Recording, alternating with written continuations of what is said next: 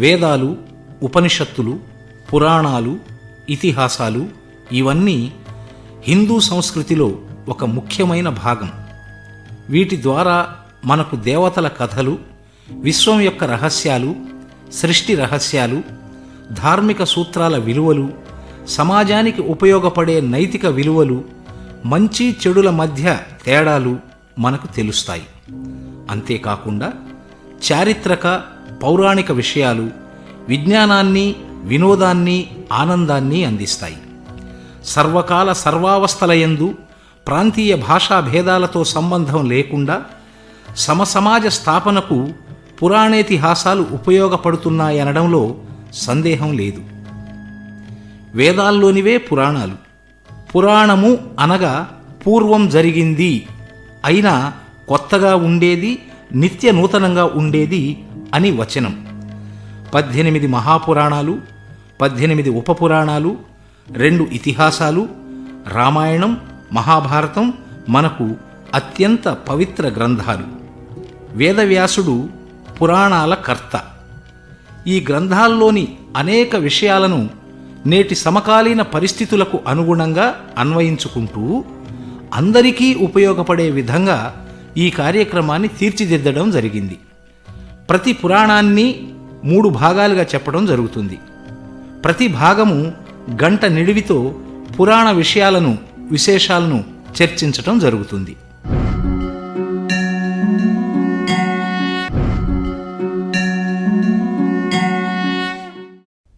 వ్యాసాయ విష్ణురూపాయ వ్యాసరూపాయ విష్ణవే నమో వై బ్రహ్మనిధయే వాసిష్ఠాయ నమో నమః.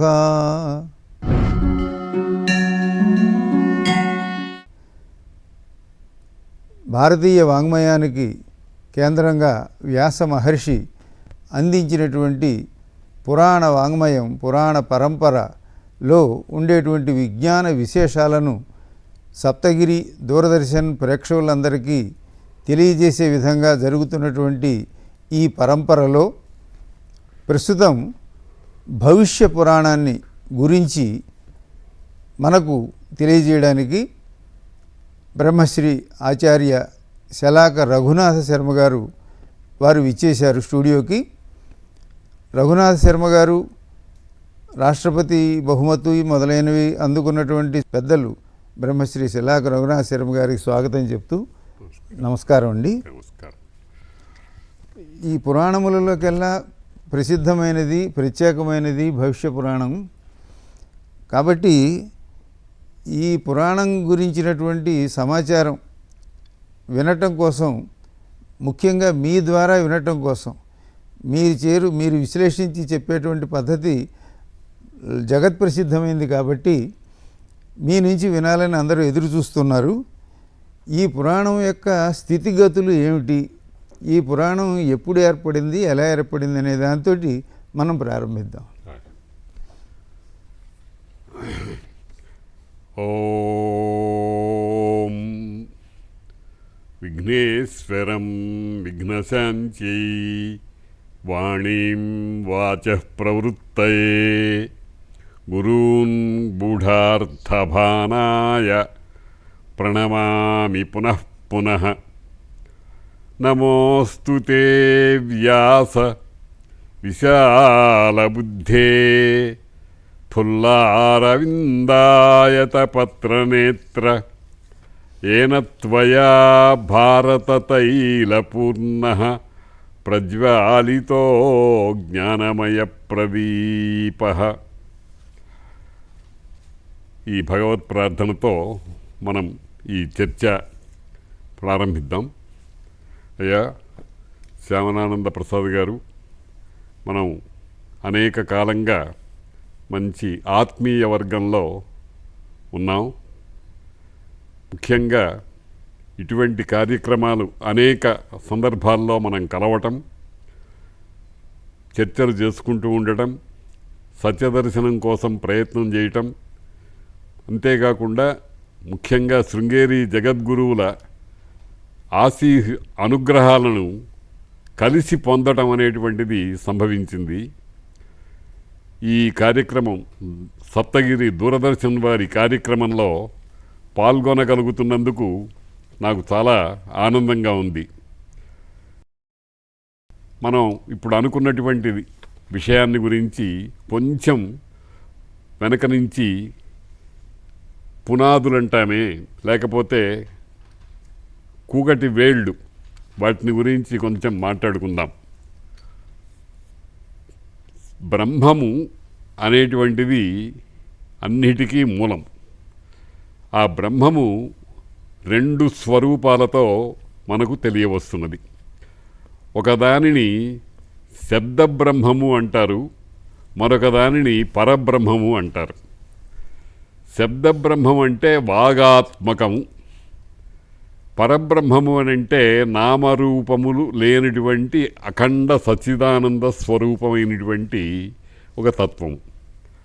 అయితే అటువంటి అఖండ సచ్చిదానంద స్వరూప అవగతి తెలుసుకోవటం కానీ అది అనుభవంలోకి కావాలి అంటే తప్పనిసరిగా శబ్దబ్రహ్మము సహకారం కావాలి. అందుకనే ఒక మహాభావుకుడు శబ్దబ్రహ్మణి నిష్ణాతః పరం బ్రహ్మ అధిగచ్చతి అని చెప్పారు. మొట్టమొదట ప్రతి వ్యక్తి కూడా శబ్దబ్రహ్మోపాసన చెయ్యాలి. ఆ శబ్దబ్రహ్మోపాసననే మరొక మాటగా కూడా అనుకుంటే నాదోపాసన అంటారు. నాదము అనేటువంటిది పరమేశ్వరుణ్ణి నాదతనువు అని కూడా అంటారు. అంటే మనం నాదోపాసన చేశాము అంటే పరమేశ్వరోపాసన చేసినట్టు.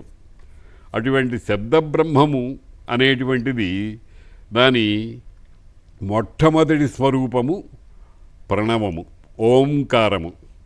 ఆ ఓంకారమే అనేకమైనటువంటి వివర్తాలుగా, అనేకమైనటువంటి స్వరూపాలుగా పొంది శృతులు, స్మృతులు, పురాణములు, ఇతిహాసములు అనేటువంటి స్వరూపాన్ని పొందింది.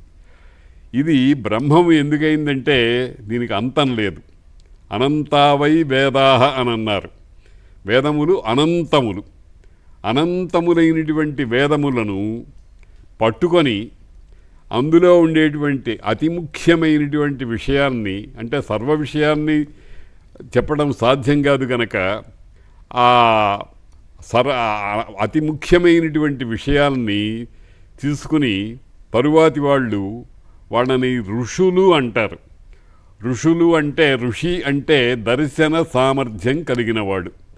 దర్శనం అంటే కళ్ళు తెరుచుకొని చూడటాన్ని చూపు అంటాము, కళ్ళు మూసుకొని చూడటాన్ని దర్శనం అంటాం. దర్శనం అంటే మహావిషయాన్ని రూపకల్పన చేసుకోవటం మనస్సులో.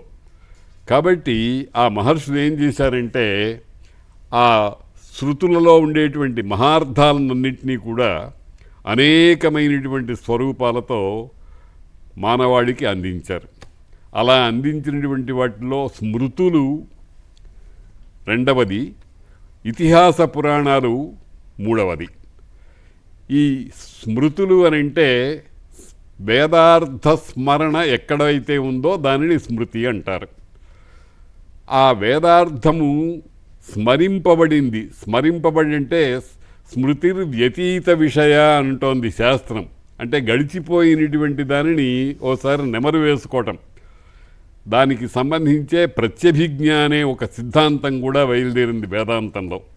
కాబట్టి ఆ స్మృతి, స్మరణాత్ స్మృతి, స్మరణం వల్ల వ్యతీత విషయ, గడిచిపోయిన విషయాన్ని స్మరించడం అన్నమాట. అటువంటి స్మృతులలో అత్యంతము చెప్పుకోదగినటువంటిది భగవద్గీత. తర్వాత దాని నుంచి పురాణాలు, ఇతిహాసాలు వచ్చినాయి. పురాణము అని అంటే కొంతమంది పూరణమే పురాణము అని కూడా అంటారు. పురా అనతీతి పురాణం అని ఒక అర్థం చెప్తారు. ఆ పురాణానికి ఆ విభాగంలోనే మరి ఒక గూడు లాంటిది ఇతిహాసం. ఇతిహాసము అనేదానికి నిఘంటుకారులు ఏం చెప్పారంటే ఇతిహ ఆస, ఇలా ఉందిట అని అర్థం. అయితే చాలామంది దృష్టికి రానటువంటి ఇంకొక అర్థం కూడా ఒకటి ఉంది. ఏమిటంటే పారంపర్యోపదేశ ఇతిహాస పురావృత్తం అని అమరకోశంలో మనకు ఒక మాట కనిపిస్తుంది. ఆ ఇతిహాసం అనేదానికి లింగభట్టు గురుబాల ప్రబోధికలో పారంపర్యోపదేశము ఉన్నటువంటిది ఇతిహాసము అని అన్నారు. పారంపర్యం అంటే గురువు శిష్యుల రూపంలో కానీ, పితాపుత్ర రూపంలో కానీ, తండ్రి కొడుక్కి, కొడుకు మళ్ళీ తండ్రి కొడుక్కి అట్లా చెప్పడం, లేకపోతే గురువు శిష్యుడికి, ఆ శిష్యుడు గురువై తన శిష్యుడికి ఇట్లా అనాదిగా వస్తున్నదన్నమాట పారంపర్యం. పైగా అక్కడ ఇంకొక మాట కూడా మనం గమనించవలసింది ఏమిటంటే ఉపదేశము అనేటువంటిది. ఉపదేశము అని అంటే ఏదో ఒక జ్ఞానధనాన్ని చక్కగా దగ్గర కూర్చోబెట్టుకుని తల్లి గోరుముద్దలు కుమారుడికి పెట్టినట్టుగా, పిల్లవాడికి పెట్టినట్టుగా పెట్టడానికి ఉపదేశము. ఉప అంటే సమీపంలో, దిశతి అంటే ఇవ్వటం, జ్ఞానాన్ని ఇవ్వటం. మనకు తెలుసుకోదగినటువంటి విషయాలు 2 ఉన్నాయి, అతి ముఖ్యమైనటువంటివి చాలా ఉన్నాయి. కానీ అందులో జ్ఞానము విజ్ఞానము అని ఆ రెండిటికి సంబంధించినటువంటి విషయాలన్నింటినీ దగ్గర కూర్చోబెట్టుకుని చెప్పడానికి ఉపదేశం అని పేరు. కాబట్టి పురాణాలు ఇతిహాసాలు అనేవి ఏం చేస్తున్నాయంటే వేదార్థాలను స్మరించినటువంటి స్మృతులను, వేదార్థాలను తీసుకుని వాటిని చక్కగా అవసరమైన చోట కథల రూపంలో మేళగించి, ఎందుకనంటే కథ అనేటువంటిది ఆకర్షక ద్రవ్యం. ప్రథమ ఆలీఢ మధవ పిబంతి కటు భేషజం అంటారు. చేదు మందునైనా సరే ముందర కాస్త నాలుకకు తేనె రాస్తే ఏ రకంగా అయితే వాడు తీసుకుంటాడో ఆ రకంగా ఉంటాం. అందుచేత కథా సమ్మిళితం చేసి ఈ పురాణ ఇతిహాసాలని మనకు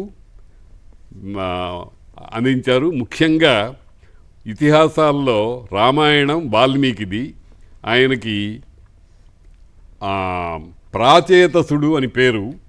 తర్వాత వ్యాసులవారు వ్యాసనాత్ వ్యాస వేదాలని విభజించారు. అలాగే వేదార్థాలని అనేకమైనటువంటి రూపంలో భారతము, భాగవతము, అష్టాదశ పురాణాలు మొదలైనటువంటి రూపంలో మనకు వివరించి చెప్పారు. ఆయన ఇచ్చినటువంటి జ్ఞాన భిక్ష ఇంత అంత అని లెక్క చెప్పడానికి వీల్లేదు.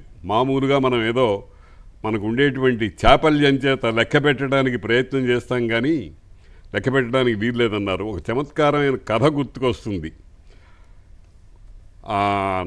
సంఖ్యాతుం నైవ శక్యంతే గుణాః దోషాశ్చ శార్గిణః అని ఒక ప్రతిపాదన చేశాడు ఒక ఆయన. ఆ మహావిష్ణువు యొక్క గుణాలు కానీ దోషాలు కానీ లెక్క పెట్టడానికి ఎవరికి సాధ్యం కాదు అని. ఎందుకయ్యా అని అంటే ఆనంత్యాత్ ప్రథమో రాశి అభావాచ్చ ద్వితీయక అన్నారు. ఆ మొదటి రాశి గుణాలు అనేటువంటి ఉన్నాయే అనంతంగా ఉన్నాయి, ఆకాశంలో నక్షత్రాల్లాగా. ఎవడు లెక్క పెట్టగలడు? రెండవది దోషం అనేటువంటిది కూడా లెక్క పెట్టడానికి సాధ్యం కాదు అన్నారు. ఎందుకని? ఉంటేగా లెక్క పెట్టడానికి, దోషాలు లేవు అని. కాబట్టి వ్యాస భగవానుల వారు చేసినటువంటి వాంగ్మయానికి కూడా మనమేమీ ఒక అవధి పెట్టి చెప్పడానికి లేదు. అనంతావై వేదాః అనేటువంటి మాటనే కొంచెం అందిపుచ్చుకుని అనంతావై వేదవ్యాస వాక్యాని అని చెప్పుకోవాలన్నమాట. చాలా బాగుందండి. మరి రామాయణం ఇతిహాసం అని మీరు ప్రస్తావిస్తున్నారు. మనమేమో రామాయణం కావ్యంగా చెప్పుకుంటాం, ఆది కావ్యం అంటాం, ఆది కవి అంటాము. దీనికి ఇతిహాసత్వము, అలాగే భారతానికి ఇతిహాసత్వము పురాణత్వము కానీ ఏది దేనికి స్థిరంగా ఉంటుంది అనేది ఒకటి తెలుసుకోవాల్సినటువంటి విషయం. అంటే అందరూ లోకంలో రామాయణం అంటే కావ్యం అనుకుంటున్నారు. కాబట్టి ఆ జరిగిపోయిన దాని గురించి చెప్పింది కాబట్టి ఇతిహాసము అని మీరు ప్రస్తావించారు ఇప్పుడు. కనుక ఇతిహాస పురాణములు యొక్క పరంపర అనేది ఈ విధంగా ఏర్పడుతుంది అనేది తెలుస్తున్నది.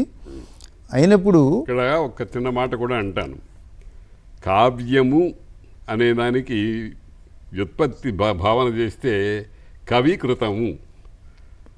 వాల్మీకి విశ్వనాథ సత్యనారాయణ గారు అంటారు, ఒక్క వాల్మీకి కాక వేరొక్కడెవడు సుకవి శబ్ద వాచ్యుండు అని. కాబట్టి కవేహ కర్మ కావ్యం, అది ఇతిహాస రూపంలో ఉండొచ్చు, పురాణ రూపంలో ఉండొచ్చు, వచన రూపంలో ఉండొచ్చు, పద్య రూపంలో ఉండొచ్చు, శ్లోక రూపంలో ఉండొచ్చు. అది ఇది ఒక విభాగ ప్రణాళికలో దాన్ని కావ్యాల లెక్కలో మొదటిగా చెప్పడం జరిగింది. కానీ దాంట్లో ఉండేటువంటి ఆది కావ్యం అనే మాట ఉందిగా. అవును. కాబట్టి అది జరిగిన కథను చెప్పడం వలన ఇతిహాసం అవుతూ కావ్య వర్ణన రూపంలో ఉంది. కాబట్టి అంటే ఇక్కడ చిన్న భేదం ఏమిటంటే, కవి స్వతంత్రంగా ఏర్పాటు చేసుకున్నటువంటిది కావ్యం. కానీ వేదము మొదలైనటువంటి వాటిని ఆధారంగా చేసుకుని ఒక ప్రత్యేకమైనటువంటి నాయకుణ్ణి పెట్టి నాయిక మొదలైనటువంటి వ్యవహారాలు చేసి రచించినటువంటిది ముందర ఇతిహాసంగా పరిగణనలోకి వచ్చి తర్వాత కావ్యంగా అవుతుంది. అది మరి మీరు చెప్పిన ప్రణాళికను బట్టి వీటికి ఇన్ని పురాణాలు ఇవన్నీ ఇన్ని ఎందుకు అనేటువంటి సందేహం యువతరానికి కానీ అందరికీ కలుగుతుంది. ఏదో 18 పురాణాలు, 18 ఉప పురాణాలు, ఉప పురాణాలు, ఇవన్నీ వ్యాస భగవానుడు ఏ ప్రణాళికతో చేశాడో వాటికి ఇన్ని విభాగాలు, ఇన్ని విభేదాలు, ఇవన్నీ ఎందుకు అనేటువంటి దాన్ని కూడా వివరించాలి.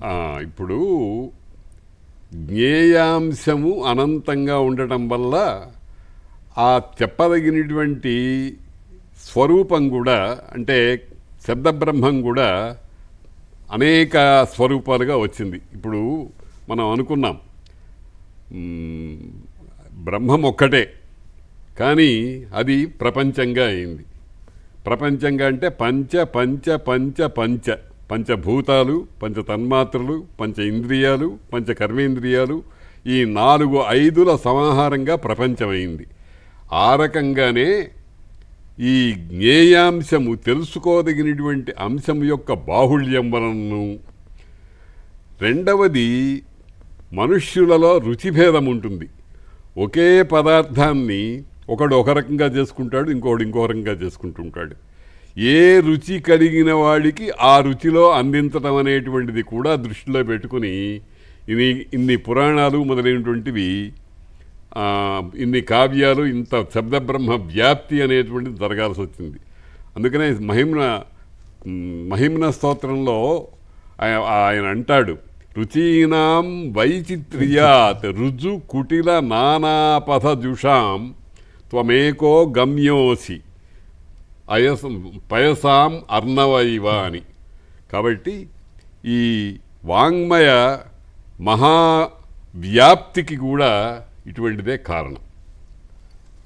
కనుక ఇన్ని నదుల రూపంలో ఉన్న ఈ పురాణాలన్నీ ఆ నిర్గుణ పరబ్రహ్మం అనే సముద్రంలోకే కలుస్తాయి వెళ్ళి. ఇక్కడ ఇంకొక ఉపనిషత్తుల మాట కూడా ఒకటి చెప్పాలి. ఇప్పుడు ఈ కావ్యాలు, ఇతిహాసాలు, పురాణాలు, ధర్మశాస్త్రాలు, వీటినన్నిటినీ కూడా పారిభాషికంగా అవిద్య అంటారు. అవిద్య అంటే విద్య కానిది అని కాదు. అవిద్య అంటే అనేదానికి అనేక అర్థాలు ఉన్నాయి. తత్సాదృశ్యం అభావశ్చ తదన్యత్వం తదల్పత అప్రాశస్త్యం విరోధశ్చ నయర్థా షట్ ప్రకీర్తిత అని 6 ఉన్నాయి. కాబట్టి అవిద్య అని అంటే విద్య వలె సాదృశ్యం, విద్య వంటిది అని అర్థం అన్నమాట. విద్య వంటిది అంటే ఏదో కొంచెం భేదం ఉంటే కానీ ఉపమానోపమానాలు ఉండవు. తద్భిన్నత్వే తద్గత భూయోధర్మవత్వం ఉపమానత్వం అన్నారు కదా. కాబట్టి ఆ భూయోధర్మవత్వం అన్నారు కానీ సర్వధర్మవత్వం అనలే. కనుక ఈ అవిద్య అని దీన్ని అన్నారు. ఉపనిషత్తు ఏం చెప్తోందంటే అవిద్యయా మృత్యుం తీర్త్వా విద్యయా అమృతమశ్నుతే. అవిద్య చేత మృత్యువును తరించాలి. మృత్యు అంటే మామూలుగా లోకంలో చావు అని అర్థం కాదు. ప్రమాదం వై మృత్యురహం బ్రవీమి అని సనత్సుజాతుల వారు సనత్సుజాతీయంలో అంటారు. కాబట్టి అవిద్య అనేటువంటిది ఇతర వాంగ్మయం అంతా అవిద్య, ఉపనిషద్ జ్ఞానం మాత్రమే విద్య. అవిద్యయా మృత్యుం తీర్త్వా విద్యయా అమృతమశ్నుతే అనేటువంటి వేదవాక్యాన్ని బట్టి మనం ఏం చేసుకోవాలన్నమాట, ఈ అవిద్య అనేటువంటిది చిత్తశుద్ధిని కలిగించి విద్య దగ్గరికి తీసుకెళ్తుంది. అంటే ఒక శస్త్రచికిత్స చేసే డాక్టర్ గారి దగ్గరికి ముందర డ్రెస్సింగ్ మన ఏర్పాటు చేయటం లాంటిది ఉందే, ఆ రకమైనటువంటి విధంగా. కాబట్టి ఇంత విశాలమైనటువంటి శ్రద్ధ బ్రహ్మం ఏర్పడవలసి వచ్చింది. దానికి 2 కారణాలు. ఎందుకంటే తెలుసుకోవలసినటువంటి వాళ్ళు కోట్ల సంఖ్యలో ఉన్నారు గనక, తెలియదగినటువంటి అంశాలు ఇంకా లెక్కకు అందకునే విధంగా ఉన్నాయి గనక, ఏది ఎవరికి ఏ విధంగా చెబితే వంట పడుతుందో తల్లి పిల్లవాడికి అన్నం పెట్టేటప్పుడు ఆలోచించి పెట్టినట్టుగా వ్యాస భగవానుల వారు. అందుకనే నేను అంటూ ఉంటాను, అందరూ అన్ని పురాణాలు చదవాలని కాదు ఆయన ఉద్దేశం. తన రుచిభేదాన్ని బట్టి ఏదో ఒక దానిని ఎన్నుకొని దానితోనే అతడు ముక్తి పొందాలి అని. ఇట్లా పొందేవాడు వాళ్ళు అనంతంగా ఉండటం చేత అనంతంగా ఈ బ్రహ్మము వ్యాప్తి పొందాల్సి వచ్చింది. మరి మీరు చెప్పినట్లుగా అట్లా ఉన్నప్పుడు ఒక పురాణంలో ఉన్న విషయం మరొక పురాణంలో ఉండట్లేదు. అవును. కాబట్టి అన్ని విషయాలు తెలుసుకోవాలంటే అన్ని పురాణాల్లోని ప్రధానాంశాలు తెలుసుకోవాల్సిన అవసరం ఉన్నది. కాబట్టి ఇప్పుడు ఇంతకీ అసలు ఈ భవిష్య పురాణం అనేది దీంట్లో ప్రధాన విషయం ఏమిటి? దీనికి ఈ పేరు ఎందుకు పెట్టారు? ఇప్పుడు ఏదో బ్రహ్మపురాణం, స్కాంద పురాణం ఇట్లా వేరే వేరే మనుషుల పేర్లతో, దేవతల పేర్లతోటి ఉన్నాయి. ఇప్పుడు ఇదేమో భవిష్య పురాణము అని చెబుతున్నారు. అనగా ఇంతవరకు మనం చూడనిది, రాబోయేది, దాని గురించి ఈ పురాణం చెప్పడం ఏంటి? పురాణం అంటే మీరు ఇందాక అన్నట్లుగా అది పాతది, పురా అపి నవమని ఇత్యాది నిర్వచనాలు చేసి ఉన్నారు. ఇప్పుడు ఇదేమో భవిష్యం అంటే ఇంకా రానిది, రాబోయేది. ఆ రాబోయేదాన్ని పురాణ రూపంగా చెప్పడంలో ఉండే విశేషం ఏమిటి? ఇందులో ప్రధాన అంశాలు ఏమిటో తెలియచేయండి. ఇప్పుడు అసలు కాలాన్ని గురించి మనం భావన చేస్తే భూతము, వర్తమానము, భవిష్యత్తు అంటాం. ఇవి నిలకడగా ఉండవు కదండి. భూతము అనేటువంటిది ఒక కంపార్ట్మెంట్ అయిపోయింది. వర్తమానము అనేటువంటిది అట్లాగే అదే విడిగా ఉంటుంది. భవిష్యత్తు అనేటువంటిది ఒక మూటగా ఉంటుంది అని కాదు కదా. ఈ 3 పరస్పర సంబంధంతోనే వ్యర్థిస్తాయి. ఇవాళ నేను ఈ స్టూడియోలో ఉన్నాను అని అంటే హైదరాబాద్లో బయలుదేరి వచ్చింది భూతకాలం. రేపు మళ్ళీ మరొక కార్యక్రమానికి ఇక్కడికి వస్తున్నానంటే అది భవిష్యత్తు, ఇది వర్తమానం. ఇవి స్థిరంగా ఉండవు, జరుగుతూ ఉంటాయి. కాలానికి ముందు చూపే కానీ వెనక చూపు లేదు అని అన్నారు.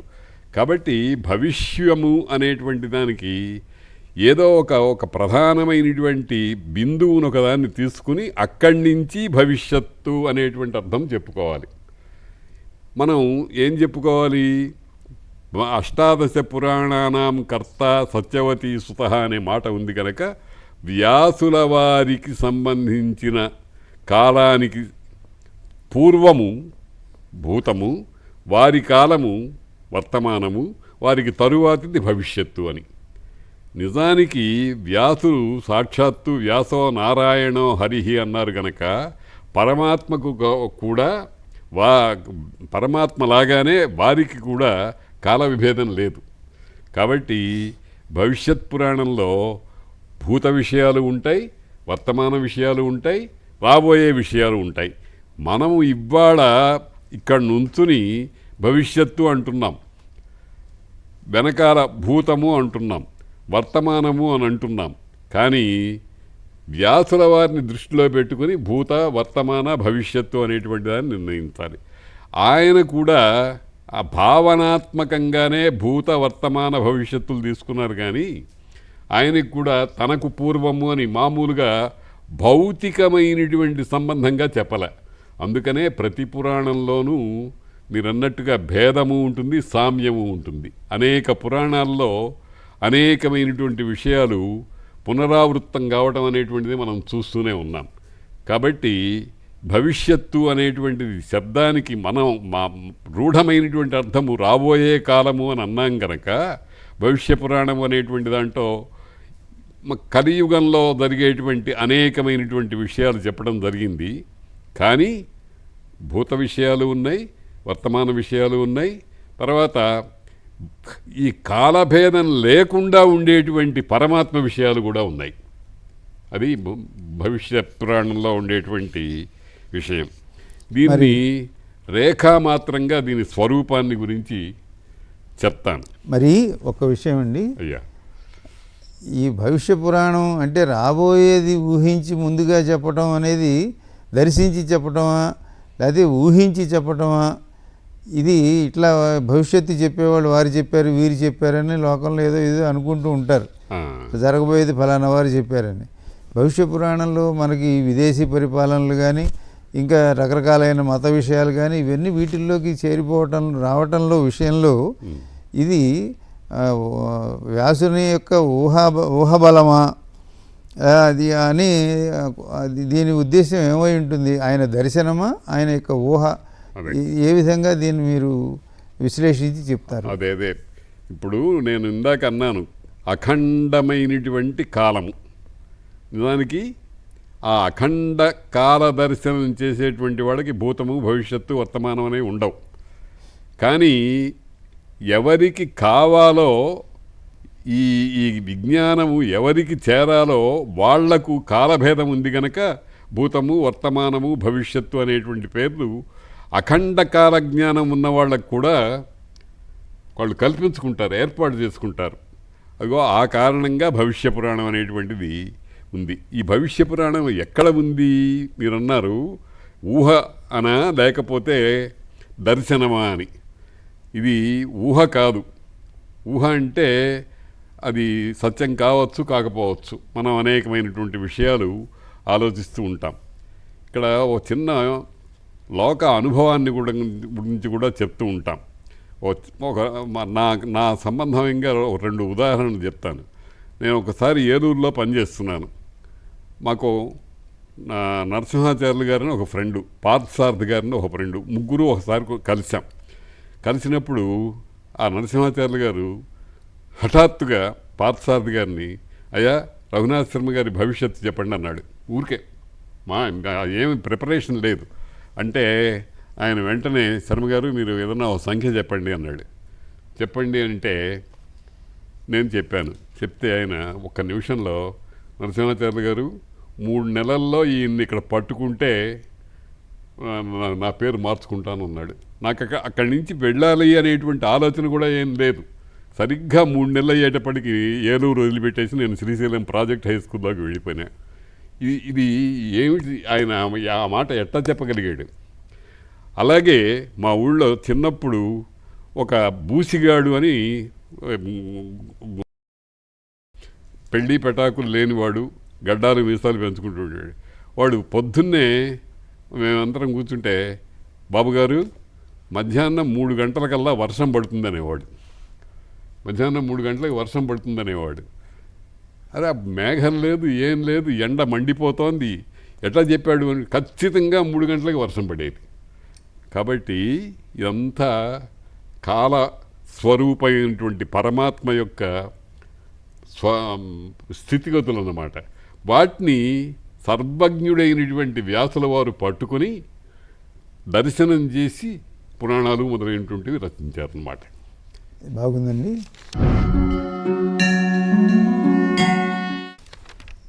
కాబట్టి ఆ వ్యాసుడు కాలాతీతమైనటువంటి, అంటే అన్ని కాలములు ఆయనవే, మనం విడివిడిగా విభజించి చెప్పుకుంటున్నామని అన్నప్పుడు అసలు ఈ పురాణం యొక్క నిర్మాణం ఎలా జరిగింది, ఎవరికి చెప్పారు, ఎంతవరకు చెప్పారు, ఏ విషయాలు, దీని యొక్క నిర్మాణ స్వరూపాన్ని స్థూలంగా వివరించండి.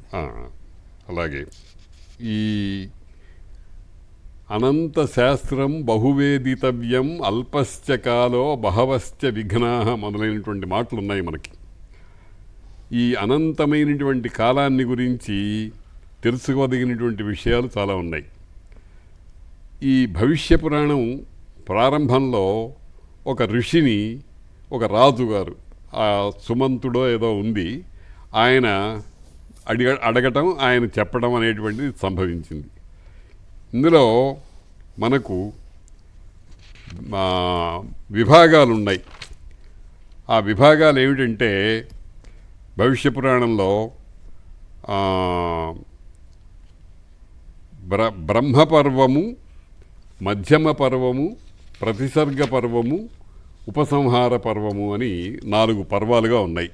ఉత్తర పర్వము అని. ఇందులో మొట్టమొదటిది బ్రహ్మపర్వము అని అంటారు. బ్రహ్మ అనేదానికి 2 అర్థాలు ఉన్నాయి. బ్రహ్మ శబ్దము చతుర్ముఖ ఋత్విగ్ విప్రులకు వాచకమైతే పుంలింగం. చతుర్ముఖుడు అంటే 4 ముఖాలు ఉండేటువంటి బ్రహ్మదేవుడు. ఋత్విక్ అంటే పురోహితుడు. విప్రుడు అంటే విద్యావంతుడు. కాబట్టి అది ఆ అర్థంలో బ్రహ్మశబ్దానికి పుంలింగము అనేటువంటి వ్యవహారం ఉంది. సంస్కృతంలో మీకు తెలుసు కదా, లింగము శబ్దమే కానీ వస్తువుని బట్టి కాదు. లింగం అశిష్యం లోకాశ్రయత్వాత్ లింగస్య అని శాస్త్రం చెప్తోంది. కాబట్టి బ్రహ్మశబ్దము పుంలింగంలో ఉంది, నపుంసకలింగంలో ఉంది. పుంలింగంలో ఉండేటువంటి దానికి 4 ముఖాల సరస్వతీదేవి భర్త అని, తర్వాత ఋత్విక్ అని, విప్రుడని 3 అర్థాలు ఉన్నాయి. ఇంకా బ్రహ్మము అని మనం తెలుగులో అనాలి. చాలామంది బ్రహ్మ దానికి దీనికి భేదం లేకుండా వాడుతూ ఉంటారు, కానీ బ్రహ్మము అనాలి. దానికి 4 అర్థాలు ఉన్నాయి. తత్వము, తపస్సు, వేదము, యోగము అని 4 అర్థాలు ఉన్నాయి. తత్వ, తపో, యోగ, వేద వాచకమైతే నపుంసకము, చతుర్ముఖ ఋత్విపురులకు వాచకమైతే దానిని పుంలింగము అని అంటారు. ఇది ఈ భవిష్య పురాణంలో మొదటిది బ్రహ్మ పర్వము అని అన్నారు. పర్వము అనేటువంటి మాట భారతానికి సంబంధించి మనం చూసుకుంటాం. కణుపు, పర్వణి, సారం పర్వణి అనే మాట మనం వింటున్నాం కదా. కాబట్టి అలాగే బ్రహ్మపర్వము, మధ్యమ పర్వము, ప్రతిసర్గ పర్వము, ఉత్తర పర్వము అని 4 ఉన్నాయి. దానికి పురాణేతిహాసాల్లో అన్నిటిలోనూ ఉత్తర భాగము అనేటువంటిది ఉండటం సంభవిస్తుంది. రామాయణంలో ఉత్తరకాండ ఉంది. చాలామంది ఉత్తరకాండ వాల్మీకి రాసింది కాదు అని ఒక పరిశోధన చేసి చెప్తూ ఉంటారు, కానీ అది సమ్మతమైనటువంటి విషయం కాదు, సంప్రదాయ సంబంధమైనటువంటి విషయం. అలాగే భారతానికి కూడా హరివంశ పర్వము ఉత్తర పర్వం. ఉత్తర పర్వం అంటే తరువాతిది అనే అర్థంతో పాటు ఈ పూర్వపర్వంలో మరింత వివరంగా తెలుసుకోదగినటువంటి అంశాలకు సమాధాన రూపంలో ఉండేటువంటి పర్వము అనే అర్థాన్ని కూడా గ్రహించాలి.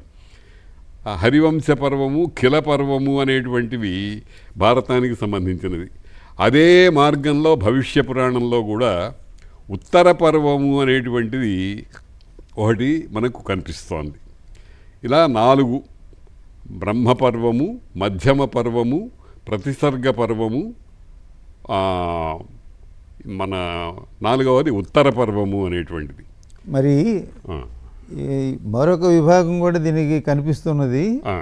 ఇది బ్రాహ్మపర్వము, వైష్ణవ, శైవ, సౌర, ప్రతిసర్గ పర్వములు అనే పేరుతోటి 5 పర్వములుగా చెప్పే విభాగం ఒకటి కనిపిస్తుంది.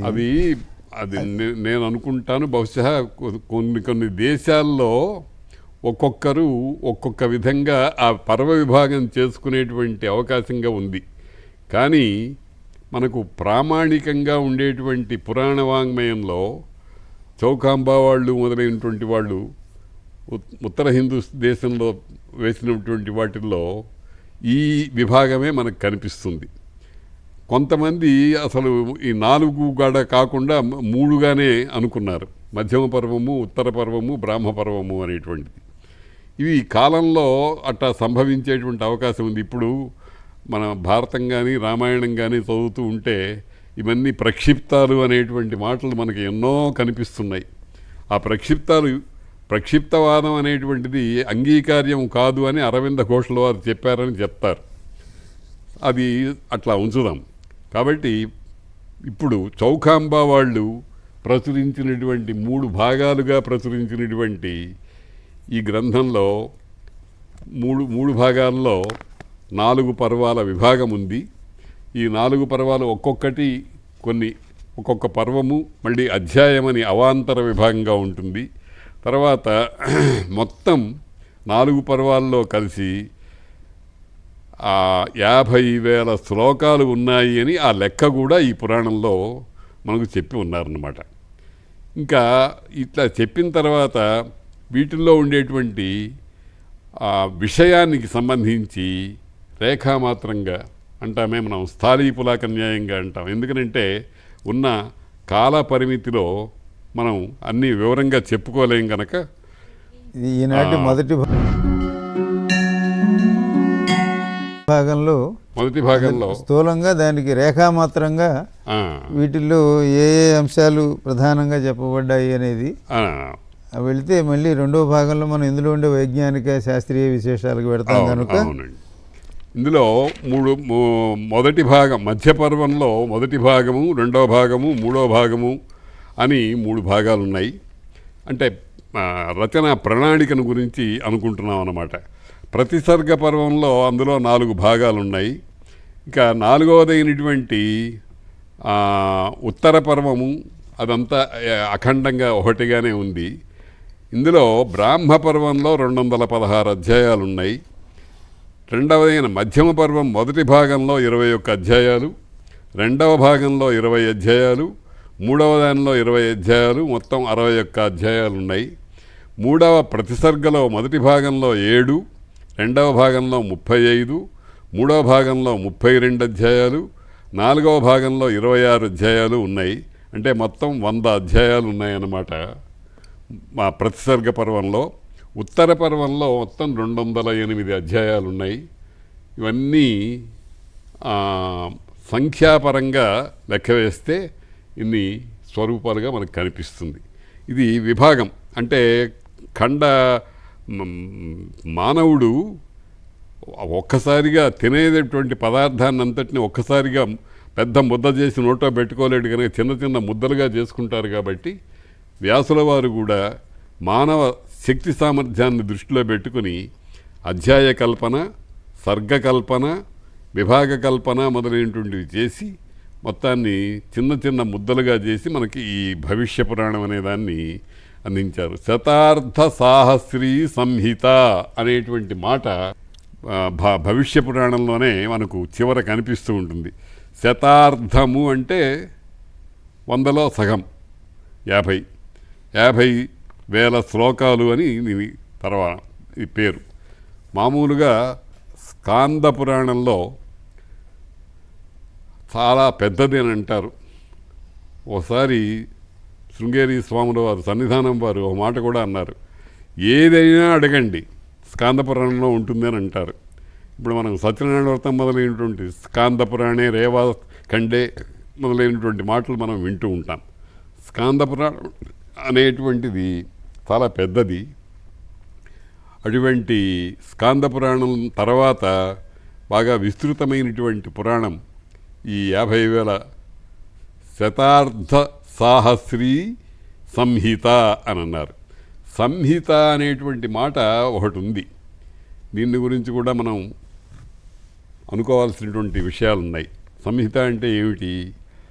సంహిత అంటే వ్యాకరణ శాస్త్రంలో పరసన్నికర్ష సంహిత అనేటువంటి మాట మనకు కనిపిస్తుంది. వర్ణానాం అతిశయిత సన్నిధి సంహిత.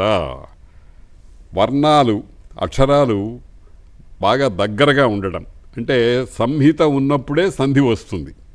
ఇప్పుడు రాముడు అతడు అన్నప్పుడు రాముడు అనేటువంటిది నిన్న పలికి అతడు అనేది ఇవాళ పలికితే ఆ రెండింటికి సంధి రాదు, అవ్యవహితంగా పలకాలి. కాబట్టి దాన్ని సంహిత అంటారు. సంహిత అంటే కూర్పు అనేటువంటి అర్థం కూడా ఒకటి ఉంది. కూర్పు అంటే అన్నిటినీ ఒక తోటికి చేర్చి దగ్గరగా ఒక క్రమంలో మన శరీరంలో చూడండి, తల పైకి ఉండడం, మొండెము, కాళ్ళు ఏ వరసలో ఉండాలో తలలో కూడా కన్ను స్థానం ఏమిటి, ముక్కు స్థానం ఏమిటి, నోటి స్థానం ఏమిటి, కంఠస్థానం ఏమిటి, వావెలకొండ సుబ్బారావు గారు అసలు ఈ కన్ను, ముక్కు, చెవి మొదలైనటువంటివి వాటి స్థాన నిర్దేశానికి కూడా ఒక శాస్త్రీయత ఉంది అని రాశారు ఒకప్పుడు. కాబట్టి అటువంటి విధంగా ఈ కూర్పు అనేటువంటిది ఉంటుంది ప్రతి పురాణంలో కూడా. అటువంటి కూర్పులో 50,000 శ్లోకాలు సంహిత స్వరూపంలో ఉన్నాయి. సంహిత అంటే అసలు యాక్చువల్గా వేద సంహిత. వేదము 4 భాగాలుగా ఉన్నాయని మనం అందరం అనుకునేటువంటి మాటే. సంహిత, బ్రాహ్మణము, ఆరణ్యకము, ఉపనిషత్తు. సంహిత అంటే మూలమంత్రాలు.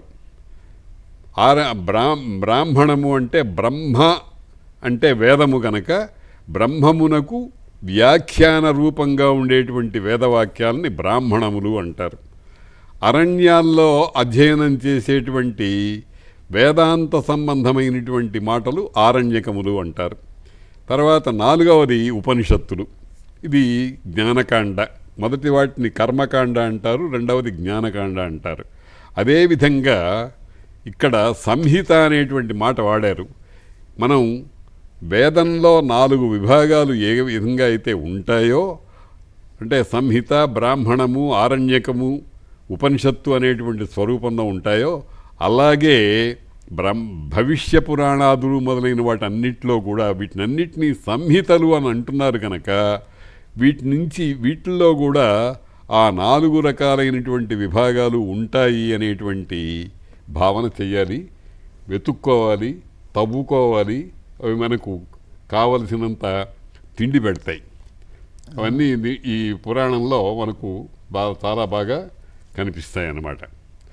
ఇందులో లోపలికి వెళ్ళి అంటే ఏ విషయాలు ఉన్నాయి ప్రధానంగా చెప్పాను కదా. ఇప్పుడు దాదాపు 400 అధ్యాయాలు ఉన్నాయి.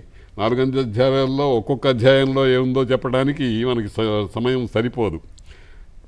వెతుకు పట్టుకోవటమే స్థాళీపులాక న్యాయంగానే. అది తర్వాతి 2 ప్రసంగాల్లో చేద్దాము. ఇప్పుడు స్థూల స్వరూపాన్ని ఒకదాన్ని మనం అనుకున్నాం అన్నమాట. ఇప్పుడు మీ ప్రస్తావనలో 50,000 శ్లోకాలుగా వచ్చింది. అట్లాగే సంహిత అనే పదం, దాని గురించి శ్రీనాథుడు కూడా స్కంద పురాణ సంహితకు ఖండము లేవది అని అందులో ఆనందవనానుభావ కథనంబున అని వారు చెప్పారు. కాబట్టి కాశీఖండంలో చెప్పారు.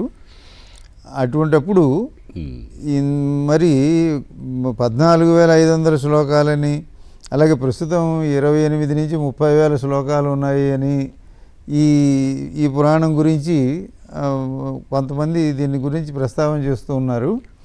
కాబట్టి ఈ భవిష్య పురాణంలో 50,000 శ్లోకాలతో అంత విస్తృతంగా ఉన్నదా, లేకపోతే ప్రస్తుతం లభించేవి ఒక 30,000 సుమారు ఈ శ్లోకాలతో ఉన్నది అనేది లోకంలో ఇప్పుడు ఉన్నటువంటి దానికి ప్రేక్షకులు ఏ విషయం మీద వారు తెలుసుకుంటే బాగుంటుంది అనేది ఒక ప్రశ్న.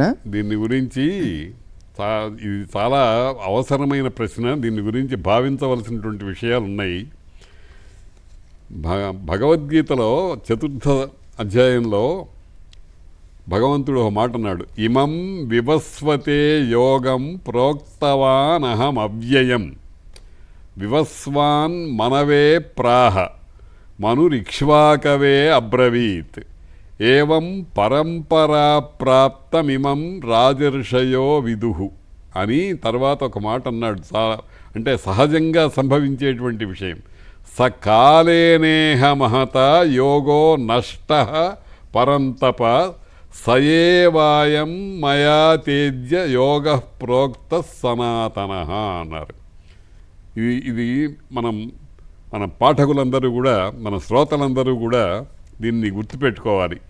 పురాణాలు కూడా భగవద్గీత శ్రీకృష్ణ పరమాత్మ మొట్టమొదట సూర్యుడికి చెప్పినటువంటి భాగము అనేటువంటిది ఉందే, దాని స్వరూపంలో వచ్చి మహాభారత యుద్ధంలో భీష్మ పర్వంలో శ్రీకృష్ణార్జున సంవాద రూపంలో 700 శ్లోకాలుగా తయారైనటువంటి కాలానికి మధ్యలో నష్టము చాలా జరిగింది అని భగవంతుడే చెప్తున్నాడు.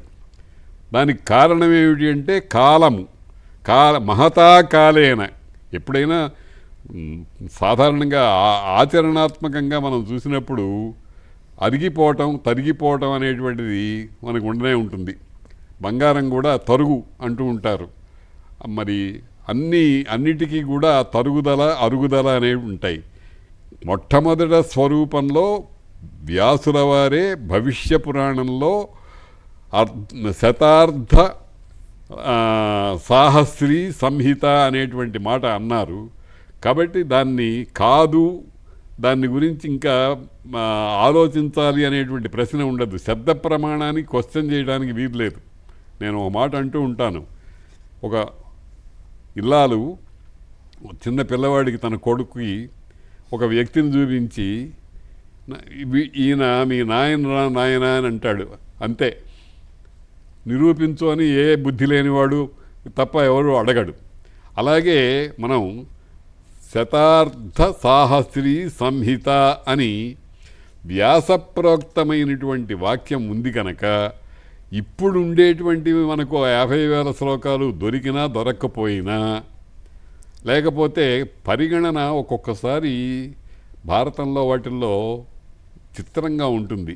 మీరు గమనించే ఉంటారు. ఇప్పుడు సపాద లక్ష శ్లోకము అని భారతం అంటున్నారు. మనకు లభ్యమవుతున్నటువంటి వాటిల్లో అన్నీ ఉన్నట్టుగా కనపట్టలేదు. కానీ ఒక పద్ధతి ఉంది భారతంలో, పురాణాల్లో కూడా. ఒక్కొక్క పాదాన్నే శ్లోకంగా పరిగణించినవి ఉన్నాయి. 3 పాదాలు ఒక శ్లోకంగా పరిగణించి ఉన్నాయి. సాధారణంగా 32 అక్షరాలు 2 పాదాలతో ఉండేటువంటివి ఉన్నాయి. కాబట్టి ఇటువంటి విభాగం చేత ఏకపాదాత్మక శ్లోకాలు, త్రిపాదాత్మక శ్లోకాలు, ద్విపాదాత్మక శ్లోకాలు మొదలైనటువంటి పరిగణన చేత మనం ఏదో ఒక రకంగా ఆ 50,000 అనేటువంటి సంఖ్యను ఏర్పాటు చేసుకోవాలి.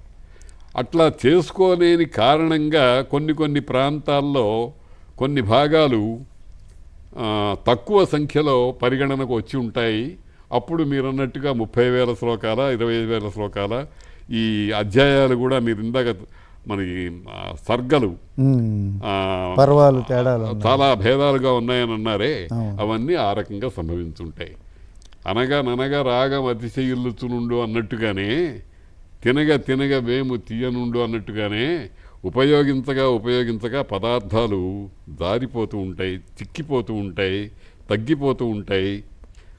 అంతేకాదు కొంతమంది అబ్బా ఇంత మహాగ్రంథాలు ఎక్కడ చదువుతానులే అనేటువంటి ఒక అలసభావం కూడా తమ శక్తిని కుంచుకోవడం వల్ల వాళ్ళు కూడా కొన్ని పక్కన పెట్టేసేసి లోకంలో ప్రచారం చేసేటువంటి అవకాశం. వివాదాలు చర్చలు ఇవి కేవలం సంఖ్యల గురించే కాబట్టి ప్రస్తుతం మనకి చేతికి అందుబాటులో ఉన్నటువంటి భవిష్య పురాణం మనకు ప్రధానం.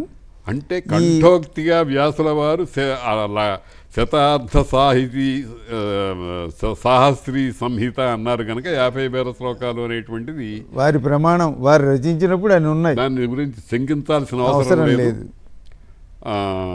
అవసరం వస్తే గిట్టించుకోవాల్సి వస్తుంది. ఇందాక చెప్పినట్టుగా ఒక పాదం ఒక శ్లోకము, 3 పాదాలు శ్లోకాలు అట్లా మొదలైనటువంటి ఉండేటువంటి అవకాశం ఉంటుంది. మరి ఇందాక మీరు ఈ అంటే అవయవాల ప్రస్తావన చేశారు.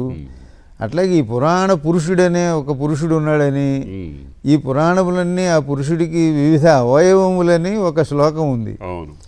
ఆ శ్లోకం ప్రకారం ఈ భవిష్య పురాణం పురాణ పురుషునికి ఏ అవయవం అవుతుంది, అయితే దాని విశిష్టత ఏమిటి అనేది కూడా శ్రోతలకి సూక్ష్మంగా అయినా చెప్పండి.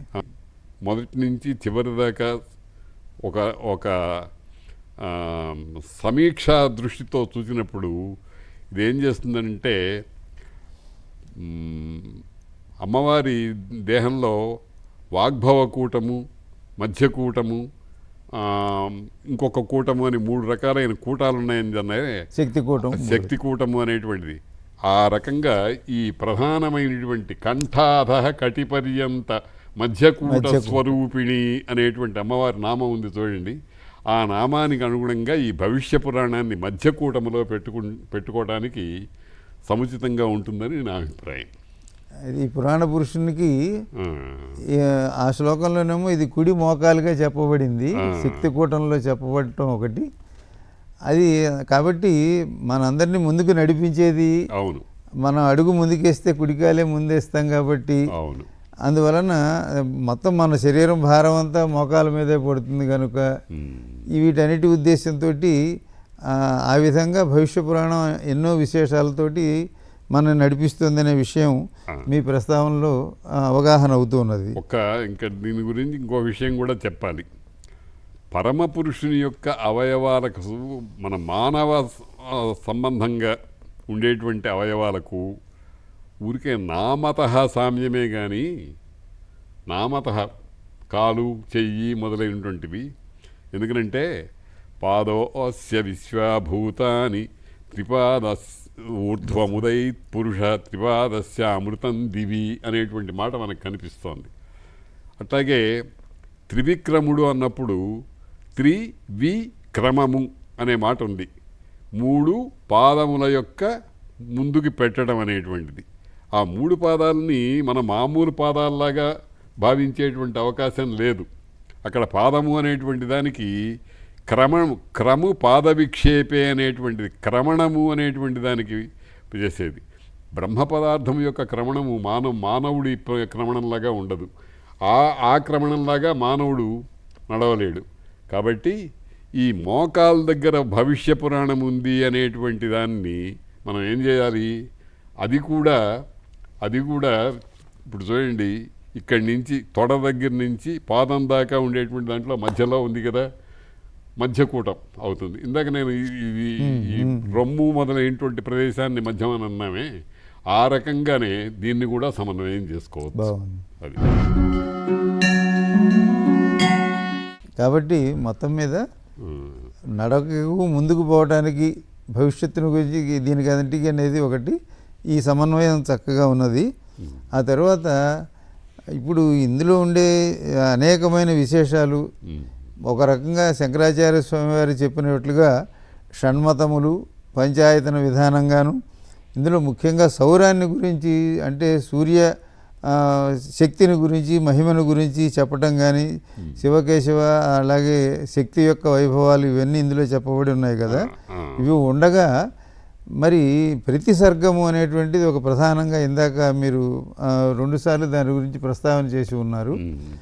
ఈ ప్రతి సర్గం అంటే ఏమిటి, ఇందులో చెప్పబడిన ప్రతి సర్గం ఏమిటి అనేది ఇప్పుడు మామూలుగా పురాణంలో సర్గశ్చ ప్రతిసర్గశ్చ వంశో మన్వంతరాణిచ వంశానుచరితం చేతి పురాణం పంచలక్షణం అనేటువంటిది బాగా ప్రసిద్ధమైంది. వంశము సర్గము ప్రతిసర్గము మన్వంతరము వంశము వంశానుచరితము అనేది. ఆ సర్గము అని అంటే మహాభూత సృష్టి, ప్రతిసర్గము అని అంటే మహాభూతములు కలగలుపుగా అయి వచ్చినటువంటి 84 లక్షల జీవరాశులకు సంబంధించినటువంటి సృష్టి. కాబట్టి దీన్ని ప్రతిసర్గము అన్నారు. ప్రతి అనేటువంటి శబ్దానికి సర్గము నుండి ఏర్పడినటువంటిది, సర్గము తరువాత ఏర్పడినటువంటిది, సర్గము వంటిది మొదలైనటువంటి అర్థాలు మనం భావించాలి.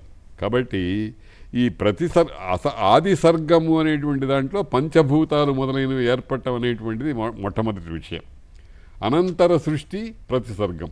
అనంతర సృష్టి అంటే ఏమిటి? తస్మాద్వా ఏతస్మాద్ ఆత్మన ఆకాశ సంభూత, ఆకాశాద్ వాయు, వాయోరగ్ని, అగ్నేరాప, అద్భ్య పృథివీ, పృథివ్యా ఓషధయ, ఓషధీభ్యో అన్నం, అన్నాత్ ప్రాణ అన్నారే. ఈ పృథివ్యా ఓషధయ, ఓషధి దగ్గర నుంచి ఉండేది ప్రతిసర్గంగా భావించాలి. పృథివీ దాకా ఉండేటువంటిది సర్గంగా భావించాలి. కాబట్టి ఈ ప్రతిసర్గము అనేటువంటిది పంచమహాభూతములకు సృష్టికి తరువాత జరిగినటువంటి దాని వరుసలో జరిగినటువంటి 84 లక్షల జీవరాశులు, తర్వాత చిచ్చక్తి జడశక్తి అనేటువంటి రెండిటి కలయిక. మనం మామూలుగా లోకంలో ఉండేవి రెండే, మ్యాటర్ అండ్ ఎనర్జీ అంటామే. శక్తి, శక్త స్వరూపాలు, వీటి వల్ల ఏర్పడేటువంటి సమస్తమైనటువంటి విషయాలు, వీటికి ప్రతి సర్గలో స్థానం ఉంటుంది. సర్గము అనేటువంటిది దీనికి కారణభూతమైనటువంటి పంచమహాభూతాలు, పరమాత్మ మొదలైనటువంటి వాటికి సంబంధించింది అవుతుంది. చాలా గొప్ప అన్వయం. మామూలుగా సర్గానంగానే సృష్టి అని, ప్రతి సర్గానంగానే ప్రతి సృష్టి ప్రళయం, ఇటువంటి ఏదో చెబుతూ ఉంటారు. మీరు చేసిన సమన్వయం చాలా అద్భుతంగా ఉంది.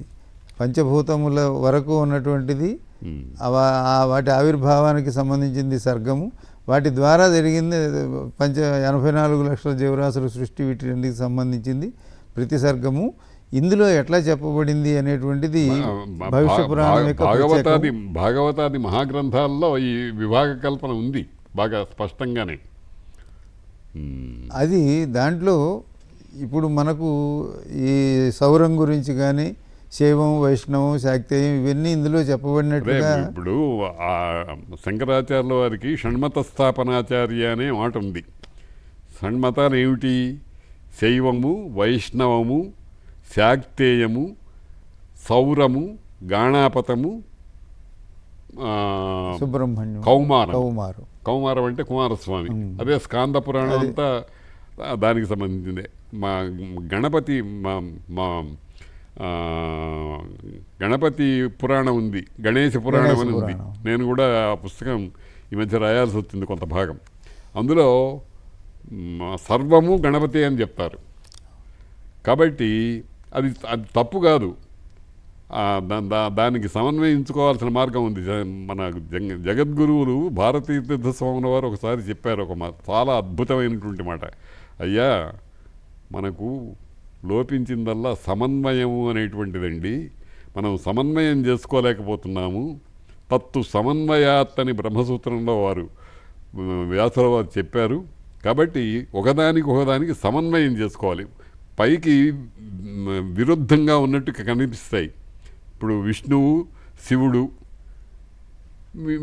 వీళ్ళిద్దరూ వేరు అని, వీళ్ళిద్దరూ కొట్టుకుంటారని, వీళ్ళల్లో ఎవడు గొప్ప అని ఇవి మొదలైనటువంటివి కథల్లో ఉన్నాయి మనకి.